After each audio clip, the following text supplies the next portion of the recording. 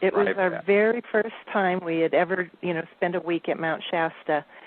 And it happened one of the first few nights for the first time.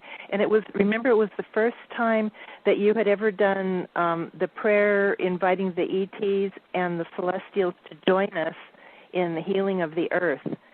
And it was exactly at that time, we were all in meditation, and when you spoke that part, Al, a member of our group, got the telepathic message to look up, and he broke the meditation to say, look up, and there was just majestically moving across the sky, and I mean, it lasted a good 2 minutes because it covered the whole sky, and it was a triangular formation of three bright points, but you could see sort of a distorted image of the stars in the sky as this huge craft moved across, and it was out of our atmosphere. So it was one of those times that so often we see craft that are within our atmosphere, and immediately military jets or helicopters come in. But this didn't, they didn't bother with this because it was so far out of our atmosphere, but it was so huge that some people couldn't see it right away.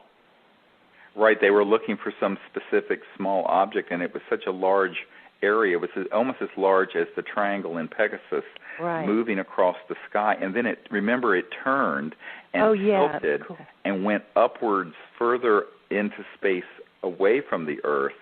And as it was beginning to recede over into that area of the star fields, I took the laser and signaled to it goodbye, and it flashed a brilliant light back at us saying goodbye to us. And it did this. It came back 3 nights at Mount Shasta, and we estimate that this craft, which was a single craft, because when it turned you could see it was a single object, was lit at 3 points, but it was not totally materialized. So between the points of light, you would see the stars in the background beyond it, sort of like a heat wave or fuzziness where it would distort it. And we estimate that it had to be several hundred to several thousand miles in diameter. Now, people think we're making this up, but because of the fact that it was that large in the sky and was visible from Vancouver all the way down to L.A., and that it was specifically signaling and vectoring with our group, and it was locked on to our group, there's no question that it had to be one of these massive, I believe it was a big interstellar center where all the civilizations that have attained peace and that are able to travel through the crossing point of light, beyond the speed of light, through the other dimensions, that this is where they gather, this is where they meet. And I believe it's a big double-ended tetrahedral-shaped ship, and we were seeing the 3 points of the edge of this ship, city, whatever you want to call it, because it was so enormous. And we actually have this videotaped. We're going to put some of these images. We're going to have a new book come out this fall called Contact that will be all the CSETI experiences over the last 15 years or so.